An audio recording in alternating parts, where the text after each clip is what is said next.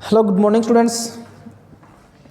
जैसा कि हम 9th क्लास में कबीर पढ़ रहे थे और कबीर की साखियाँ पढ़ रहे थे, जिनमें हमने 2 साखियाँ पढ़ ली है कबीर जी की। आज भाग 2 पहला भाग हो चुका है, दूसरा भाग और नंबर 3 जिसे हम दोहा भी बोलते हैं। तो देखिए, हस्ती चढ़िए ज्ञान को सहज दुलिचा डारी, स्वान रूप संसार है भूकन दे जखमारी। हस्ती का मतलब होता है हाथी। तो देखिए, इस दोहे में कबीरदास जी ने ज्ञान को हाथी की उपमा, यानी ज्ञान को तो हाथी की उपमा दी है और लोगों की प्रतिक्रिया को कुत्ते का भौंकना कहा है। इस दोहे में या इस पद्यांश में कबीरदास जी ने ज्ञान को हाथी की उपमा दी है और लोगों की प्रतिक्रिया को कुत्ते का भौंकना कहा है।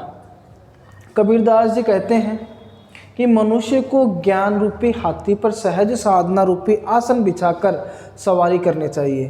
क्या बोल रहे हैं कबीरदास जी? कि मनुष्य को ज्ञान रूपी हाथी पर, यानी कि मनुष्य में इतना ज्ञान होना चाहिए कि वह ज्ञान रूपी हाथी पर एक सहज साधना रूपी आसन बिछा के, जैसे हाथी के ऊपर आसन बिछाते हैं ना, तो उसी तरीके से कि हाथी पर सहज साधना रूपी आसन बिछाकर, आसन का मतलब वैसे हम बैठना कहते हैं, आसन का मतलब होता है बैठना, कि आसन बिछाकर सवारी करनी चाहिए।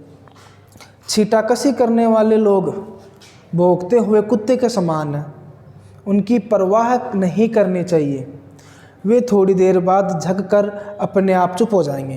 देखिए, कहने का मतलब ये कि कबीरदास जी ये कह रहे हैं कि एक ज्ञानी व्यक्ति है, उसको बिना लोगों की परवाह किए अपना काम या अपना कर्तव्य करते रहना चाहिए। कुछ लोग हैं वो, उनको कुत्ते की उपमा इसलिए दी है क्योंकि वो भौंकते रहते हैं, कुछ ना कुछ बोलते रहते हैं। तो हमें उसकी चिंता या उसकी परवाह नहीं करनी चाहिए कि लोग क्या कह रहे हैं क्या नहीं कह रहे। हमें अपना जो काम है वो काम करते रहना चाहिए, अपना कर्तव्य है वो करते रहना चाहिए। लोगों की तरफ नहीं देखना चाहिए कि वो लोग क्या बोल रहे हैं, हमारे बारे में क्या कमेंट कर रहे हैं, तो उनके बारे में उनकी परवाह नहीं करना चाहिए। अर्थात इस दोहे का मतलब एक ही है कि एक ज्ञानी को लोगों के कुछ कहने या उनकी बातों की परवाह किए बिना विनम्र रहते हुए अपना कर्तव्य करते रहना चाहिए। कि लोगों को अपना काम है, अपना कर्तव्य है, वो करते रहना चाहिए, चाहे लोग कुछ भी बोले। ज्ञानी व्यक्ति का काम एक ही है, अपना कर्तव्य करना और विनम्र रूप से करते रहना चाहिए, चाहे लोग उसके बारे में कुछ भी बोलते रहे।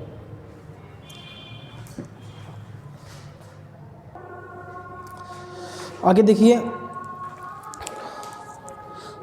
नंबर 4 दोहा है, पखा पखी के कारणे सब जग रहा बुलान, निरपक होई के हरि बजे सोई संत सुजान। पख और पख यानी पक्ष और विपक्ष। कबीरदास जी कह रहे हैं कि पक्ष और विपक्ष के चक्कर में, यानी पक्ष और विपक्ष के कारण सब जग रहा बुलान, यानी कि पक्ष और विपक्ष के चक्कर में इस दुनिया में लोग आपस में लड़ रहे हैं, यानी कि सब जगह, यानी कि इस दुनिया में लोग आपस में लड़ रहे हैं। वे अपने झगड़े में ईश्वर को भूल गए। देखिए, कबीरदास जी क्या कह रहे हैं कि लोग पक्ष और अपक्ष के चक्कर में इस दुनिया के लोग आपस में लड़ रहे हैं, वे अपने झगड़े में ईश्वर को भूल गए हैं। जो व्यक्ति बिना किसी भेदभाव के निष्पक्ष होकर ईश्वर की भक्ति में मग्न रहता है, वही सच्चा और अच्छा मनुष्य है। तो यहाँ इस दोहे में, इस साखिया में एक सच्चे मनुष्य या एक अच्छे मनुष्य के बारे में बताया गया है कि अच्छा या सच्चा मनुष्य वही होता है जो दुनिया में हो रहे लड़ाई झगड़े को छोड़ करके अपने ईश्वर की भक्ति करें, यानी कि अपने ईश्वर में ध्यान रखें। अपना जो सारा कर्तव्य, सारा काम है, सभी भेदभाव के कारण, यानी कि जो आजकल जो जाति में लोग भेदभाव रखते हैं, उनके भेदभाव को छोड़ करके निष्पक्ष होकर, निष्पक्ष का मतलब है किसी भी जाति में या किसी में भी पक्ष न लेना, निष्पक्ष होकर ईश्वर की भक्ति करें और ईश्वर की भक्ति में मग्न मग्न रहता है वही अच्छा मनुष्य है। तो यहाँ एक अच्छे मनुष्य की विशेषता बताई है कि अच्छा मनुष्य वही है जो अपने मतलब सभी लोगों के बारे में छोड़ कर के अपना सारा मन ईश्वर की भक्ति में लगाएं और उसी में मग्न रहें, यानी कि सभी के भेदभाव को छोड़ दे, निष्पक्ष हो जाए।